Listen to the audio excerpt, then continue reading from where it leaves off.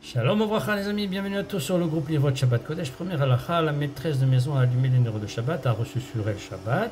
Peut-elle demander à son mari, qui lui n'a pas encore reçu Shabbat, de faire un travail interdit le Shabbat? Par exemple, elle a allumé les néros de Shabbat, puis elle demande à son mari, peux-tu me brancher la plata s'il te plaît? Ou elle lui demande d'éteindre une lumière de telle chambre, etc., etc.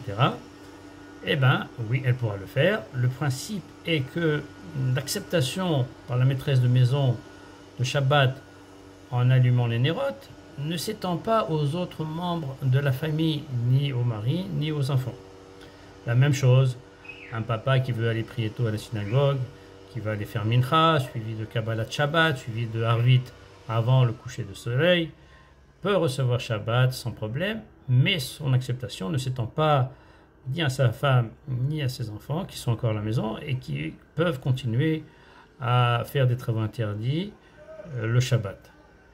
Il est bien, malgré tout, que lorsqu'il rentre, les nérotes soient déjà prêtes, allumées, et que tout le monde ait accepté Shabbat. Ce ne serait pas une bonne chose que le mari rentre de la tfila de Harvit, il a accepté Shabbat, et qu'il rentre à la maison et qu'il voit encore tout le monde en train de se préparer, que les nérotes ne soient pas encore allumés, etc., etc. Ce ne serait pas une bonne chose.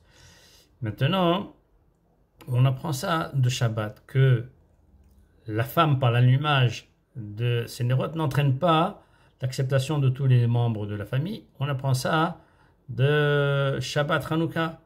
Il arrive des fois que la femme allume les nérotes de Shabbat avant que l'on allume les nérotes de Hanouka, ce qui est l'inverse en principe. Malgré tout, le mari pourra allumer les nérotes de Hanouka, bien que la maîtresse de maison accepte Shabbat en allumant les nérotes de Shabbat. Je profite de l'occasion pour dire aux femmes qu'il existe une condition qu'on pourrait faire une fois par an. C'est ce qu'on appelle un tnaï. Un tnaï, c'est une condition, en disant que bien que j'allume les nérotes de Shabbat, je n'accepte pas forcément le Shabbat. Et que si j'ai un besoin quelconque de faire un travail interdit, je pourrais le faire. Donc c'est une chose qui est tout à fait recommandable, que chaque femme fasse une fois par an cette condition, ce tnaï, de ne pas accepter Shabbat par l'allumage.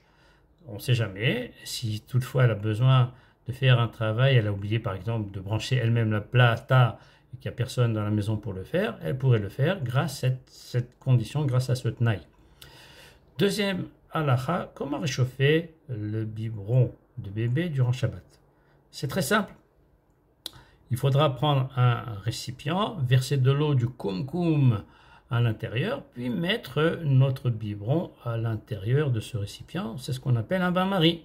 Il est possible aussi de réchauffer le biberon en versant de l'eau du koum-koum dessus. Il n'y a aucun problème. Maintenant, si on n'a pas eu le temps de préparer le biberon de bébé, il est quand même possible de le préparer Shabbat. Comment vais-je procéder? Je prendrai le biberon sec de préférence, ou tout au moins le plus égoutté possible, de manière à ce qu'il y ait le minimum d'eau à l'intérieur. Puis je verserai de l'eau chaude du koum-koum à l'intérieur, puis un peu d'eau froide pour ajuster la température. Puis je verserai mon lait en poudre et éventuellement un épaississant comme la maïzena ou de la semoule. Et je pourrais bien agiter, secouer l'ensemble et servir à mon bébé son biberon. Voilà les amis, je vous souhaite à tous un Shabbat Shalom ou Mevorach.